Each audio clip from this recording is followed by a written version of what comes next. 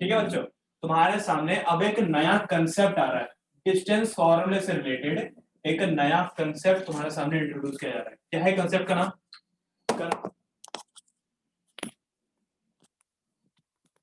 नया कंसेप्ट आ रहा है तुम्हारे सामने, ठीक है ना। क्या है कंसेप्ट का नाम? कंसेप्ट का नाम है ये इक्वी डिस्टेंट। क्या नाम है इसका? Equi distant. क्या लगता है इक्वी डिस्टेंट का मतलब क्या रहा होगा? इक्वी डिस्टेंस असल में एक शब्द नहीं है, यह असल में दो शब्दों से मिलकर के बना हुआ है। कौन कौन से दो शब्द हैं यहां पर?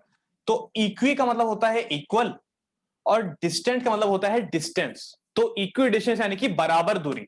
अब ये बराबर दूरी आती कैसी है? देखो, ये बराबर दूरी आती है तब जब आप दो तरह के, दो या दो से ज्यादा डिस्टेंस को आप कंपेयर करते हो, है ना। ये तो होता है ना, जब आप दो या दो से ज्यादा डिस्टेंस को आपस में कंपेयर करते हो तो उसे हम कहते हैं क्या? Equi distant. वरना खुद ही सोचो, एक डिस्टेंस किसके बराबर होगा? किसी कंपैरिजन के लिए है नहीं कुछ भी।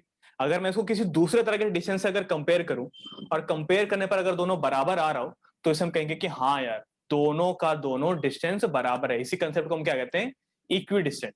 अब ये इक्वी डिस्टेंट कंसेप्ट कैसे लग सकता है, कहां पे आ जाएगा ये वाला? तो देखो, मान लीजिए कि आपके पास एक पॉइंट है P, यहां पर एक पॉइंट है आपके पास Q और यहां पर एक पॉइंट है आपके पास R। ये पॉइंट P पॉइंट Q से उतनी ही दूरी पर है जितना कि ये पॉइंट R से है, यानी कि PQ डिस्टेंस आपके PR डिस्टेंस के बराबर है। तो ये जो कंडीशन है ना इस वक्त, जो आपका डिस्टेंस ऑफ PQ आपके डिस्टेंस ऑफ PR के बराबर आ रहा है, इसी कंडीशन को हम क्या कहते हैं? Equi distant. यहां तक क्लियर है? मतलब क्या, इक्वी डिस्टेंट बनने के लिए, इक्वी डिस्टेंट बनने के लिए आपको मिनिमम से मिनिमम दो डिस्टेंस की रिक्वायरमेंट होगी और तीन पॉइंट की जरूरत पड़ेगी। लेकिन अगर यहां पर एक बच्चा यहां पे पूछता है कि यार जरूरी है कि यहां पर बस दो ही पॉइंट हो जो कि यार एक फिक्स्ड पॉइंट से इक्वल डिस्टेंस पर हो? कह रहा नहीं यार, ऐसा जरूरी नहीं है। आप एक तीसरा पॉइंट भी यहां पर एक इंक्लूड कर सकते हो जो कि इस पॉइंट से बराबर दूरी पर हो, तब भी इस कंडीशन को हम इक्वी डिस्टेंस कहेंगे। बस यहां पर एक डिस्टेंस और ही तो जुड़ जाएगा ना, PQ बराबर PR बराबर PS। यहां तक क्लियर है? इसे हम क्या कहते हैं? Equidistant. अब question equidistance, equidistance वाले कंसेप्ट का फायदा कैसे उठाता है तो वो देखो, एक PDF शेयर कर रहा हूं, उसमें आपको सारी चीजें मिल जाएंगी। यहां तक क्लियर है? देखो, आया PDF? आया? नहीं भाई, अभी आ रहा है। आ रहा है ना? आ जाएगा, आ जाएगा। अब आया? अभी अब आ गया। आ गया ना? चलो ठीक है, मैं तुमको दिखाता हूं कि यार इक्वी डिस्टेंट कंसेप्ट का इस्तेमाल कैसे करते हैं। तो क्वेश्चन देखो, ये रहा क्वेश्चन। देखो क्वेश्चन नंबर 11। क्वेश्चन देखो, क्वेश्चन नंबर 11। क्वेश्चन नंबर 11 सही से पढ़ते हैं। भैया, हाँ जी बताओ। ये 3D ग्राफ होता है क्या? 3D ग्राफ तो नहीं होता यार, मतलब 3D प्लेन वो, मतलब 3D ज्योमेट्री जरूर होती है, 3 डायमेंशन जरूर होता है। ग्राफ नहीं भैया, बनाया कभी जा हम सकता है। ग्राफ पे तीन 3 डायमेंशंस प्लॉट कर सकते हैं? ग्राफ में 3 डायमेंशन नहीं है, ग्राफ में 3 डायमेंशन प्लॉट करना पॉसिबल नहीं है। हाँ, पॉसिबल तब है कि जब आपका पॉइंट अगर एक ही प्लेन में लाई करता हो। आपको जो 3D होता है ना, वो तीन तरह के प्लेन से मिलकर के बनता है। बाद में बताऊंगा कभी इसके बारे में कंसेप्ट, ठीक है। देखो क्वेश्चन नंबर 11, देखो क्या कह रहा है। क्वेश्चन नंबर 11 कह रहा है कि यार find a relation between x and y. यार रिलेशन क्या होता है यार? यार रिलेशन कुछ नहीं होता, रिलेशन बस इक्वेशन होती है। यहां तक क्लियर है? What are relation? Relation are equation. यहां तक क्लियर है? Find a relation between x and y such that point xy is equidistant, such that the point xy is equidistant from the point 7,1 and 3,5। कह रहा है एक point है आपके पास x, y, वो दो अलग पॉइंट से 7,1 और 3,5 से अलग अलग वो इक्विडिस्टेंट पर है। तो क्या आप बता सकते हो x और y के बीच में क्या रिलेशन होगा? तो यार देखो, रिलेशन में इतना कंफ्यूज मत हो। रिलेशन क्या होता है? रिलेशन एक टाइप का इक्वेशन ही होता है। यहां तक क्लियर है? तो देखो, इस क्वेश्चन को अगर मैं समराइज करके यहां पर अगर उसको फिगर में के फॉर्म में ट्रांसफॉर्म करूं तो ये कुछ ऐसा दिखाई देगा कि ये एक पॉइंट है जिसका नाम है x, y, और ये दो पॉइंट से, दो पॉइंट्स कौन कौन से? दो पॉइंट्स ऐसा अलग अलग दिए हुए। तो पहला पॉइंट आपको दिया हुआ है, क्या दिया हुआ है पहला पॉइंट? 7,1 और 3,5। तो ये दो पॉइंट से बराबर दूरी पर है। तो लेट सपोज कि ये वाला पॉइंट है आपका P, ये वाला पॉइंट है आपका Q और ये वाला पॉइंट है आपका R। तो कह रहा है PQ जो डिस्टेंस है वो आपके PR डिस्टेंस के बराबर है, ठीक है ना। PQ डिस्टेंस आपके PR डिस्टेंस के बराबर है। तो क्या आप पता लगा सकते हो x और y के बीच में क्या रिलेशन होगा? क्या आराम से हम यूज करेंगे यहाँ पर कंसेप्ट इक्विडिस्टेंट का। तो यहाँ पे लिखो since points Q and R are equidistant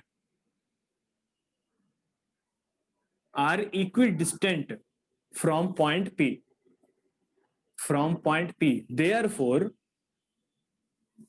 P से Q बराबर में P से R, P से Q बराबर में P से R, P से लेकर के Q तक का डिस्टेंस बराबर में P से लेकर के R तक का डिस्टेंस, ठीक है ना, डिस्टेंस। अब डिस्टेंस बोला मतलब डिस्टेंस फॉर्मूला, तो P और Q में भी डिस्टेंस फॉर्मूला अप्लाई करूंगा और P और R में भी मैं डिस्टेंस फॉर्मूला ही अप्लाई करूंगा। यहाँ पे क्लियर है? तो डिस्टेंस फॉर्मूला मेरे ख्याल से यार तुम सबको याद हो चुका होगा। क्या था डिस्टेंस फॉर्मूला?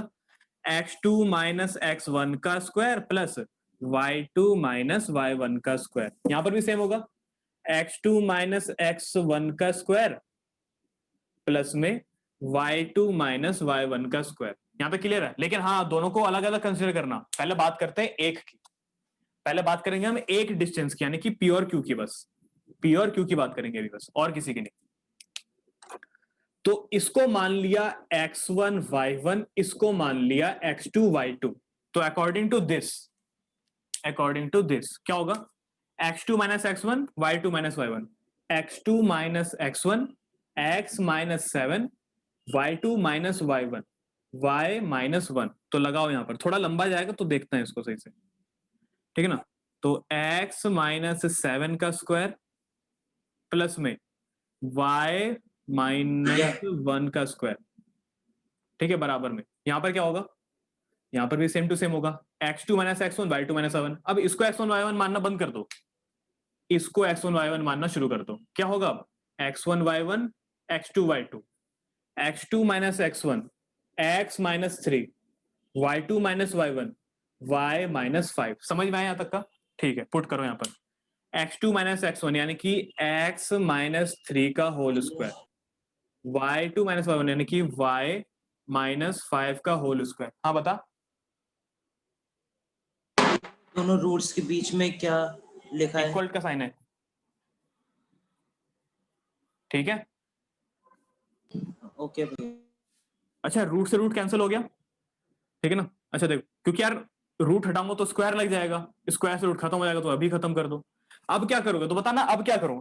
अब मेरी मजबूरी बन चुकी है यहां पर a माइनस बी के होल स्क्वायर का फॉर्मूला लगाना, क्योंकि अब मैं यहां पर बच नहीं सकता। यहां तक क्लियर है? अब यहां पर आप बच नहीं सकते, यहां पर आपको मजबूरी है यहां पर a माइनस बी के होल स्क्वायर फॉर्मूला लगाने की। कितनी बार लगाओगे? 4 बार। एक बार इसके लिए, दूसरी बार, तीसरी बार, चौथी बार। लेकिन ना टेंशन मत लो, जितना जल्दी ये बड़ा होगा ना उतना जल्दी ये खत्म भी हो जाएगा। यहां तक क्लियर है? देखो ऐसे करके पहले बात करते हैं इसकी। तो a माइनस बी का होल स्क्वायर, तो क्या होगा? a का स्क्वायर भैया b का स्क्वायर, ठीक है ना, माइनस का 2ab, a माइनस बी का होल स्क्वायर, a का स्क्वायर b का स्क्वायर माइनस का 2ab, a माइनस बी का होल स्क्वायर, a का स्क्वायर b का स्क्वायर माइनस का 2ab। यहां तक क्लियर है? a माइनस बी का होल स्क्वायर, a का स्क्वायर b का स्क्वायर माइनस का 2ab। समझ में आया कि नहीं आया यहां तक का? ठीक है, a माइनस बी का होल स्क्वायर अप्लाई करा है। कैसे करके? सिंपल, पहले इसको एक्सप्लेन कर देता हूं। a का स्क्वायर यानी कि x का स्क्वायर, b का स्क्वायर यानी कि 7 का स्क्वायर, 7 का स्क्वायर यानी कि 49, और ये कौन सा टर्म होता है? ये होता है 2ab, यानी कि 2 इंटू में a इंटू में b, 2 इंटू में x 2x, 2x इंटू में 7 14x। ऐसा करके सबके साथ किया गया। अब क्या होगा? अब यहां पर होगा तांडव, खत्म होंगे सारे के करके कैंसिल। देखो कैसे करके, x का स्क्वायर अगर वहां पर जाएगा तो एक एक्स स्क्वायर और मिल जाएगा, 2x स्क्वायर होंगे, एक प्लस का एक माइनस का होगा। लेकिन क्योंकि हम अपनी इक्वेशन को आगे बढ़ाना नहीं चाहते तो यहीं से काट दो, एक्स स्क्वायर से एक्स स्क्वायर काट दो, वाई स्क्वायर से वाई स्क्वायर भी काट दो। और कोई ऐसा टर्म है जो कटने लायक है? तो मेरे को और तो कोई दिख नहीं रहा। बाकी जो टर्म बचे उनको ऐसे लिख दो। बाकी कौन कौन से टर्म बचे?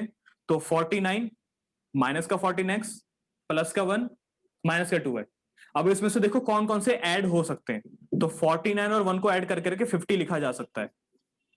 14x और 2y आपस में ऐड नहीं हो सकते हैं, अलग वेरिएबल है। तो माइनस का 14x और माइनस का 2y। यहां पर क्या होगा?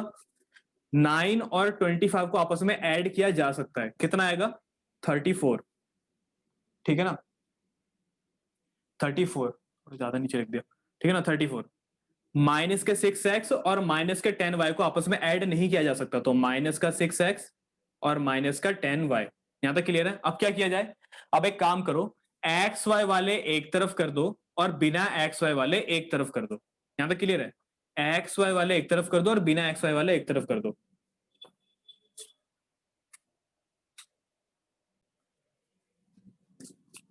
ठीक है, तो एक्स वाई वाले एक तरफ करो, बिना एक्स वाई वाले एक तरफ। तो देखो, इनको यहीं पर रहने दो, इनको यहां बुला लो, इन दोनों एक्स वाई वाले टर्म को यहीं रहने दो, इन दोनों को यहां बुला लो। तो इनको मैंने यहीं पर रहने दिया, 14x को यहीं पर रहने दिया, माइनस के 2y को भी यहीं पर रहने दिया। यहां पर किस किस को बुला लिया?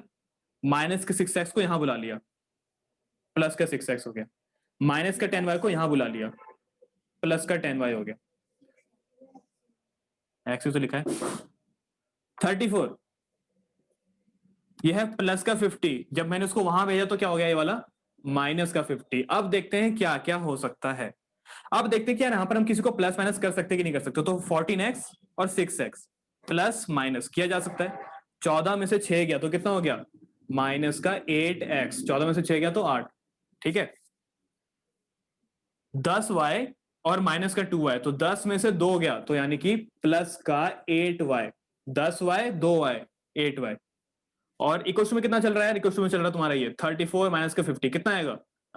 कितना आएगा ये वाला? 16, माइनस का 16 ना।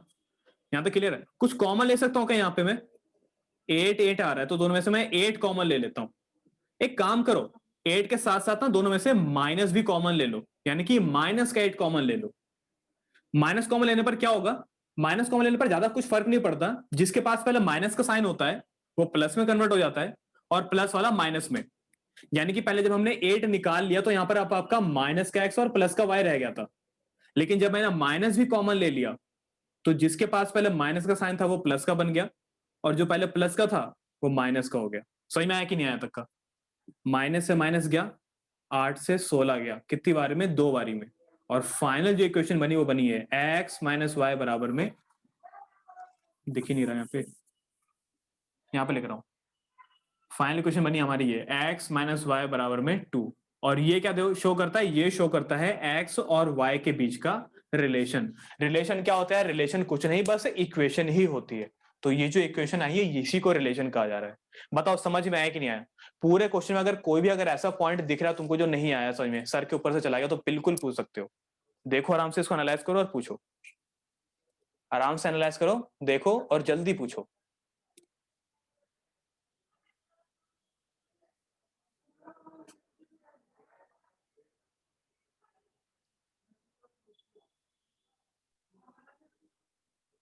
ठीक है, भैया अगर वो हाँ हाँ बताओ। भैया अगर 3 इक्विडिस्टेंस होते तो भैया कैसे रिलेशन आता अगर रिलेशन तब पूछते मैं तो? बताता, उसके उसके लिए अलग बताता। फिलहाल के लिए यहाँ पर अगर कोई डाउट हो तो बता। यहाँ तक ठीक है सारा?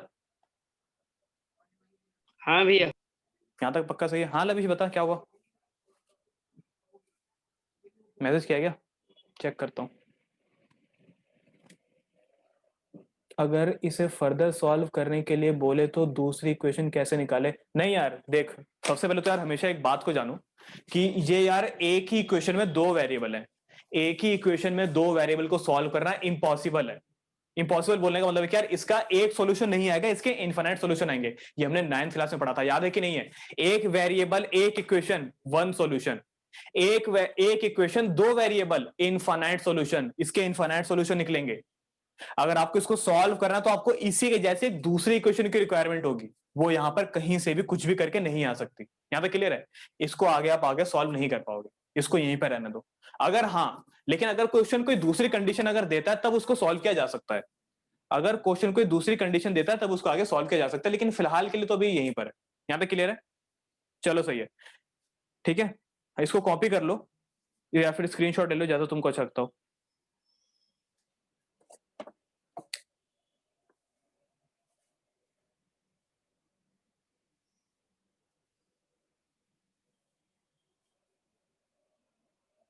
हटाने, ठीक है। एक पीडीएफ शेयर कर रहा हूँ, इसको फटाफट से चेक करो कि यार कौन कौन से क्वेश्चन तुमको करने, कौन कौन से क्वेश्चन अब कर पाओगे। देखो क्वेश्चन नंबर 12 हो पाएगा कि नहीं हो पाएगा बताओ। क्वेश्चन नंबर 12 पीडीएफ शेयर करा, बताओ उसका क्वेश्चन नंबर 12 हो पाएगा कि नहीं हो पाएगा बताओ। रिलेशन पता लगाना है एक्स और वाई के बीच में, हो जाएगा ये वाला। चलो ठीक है।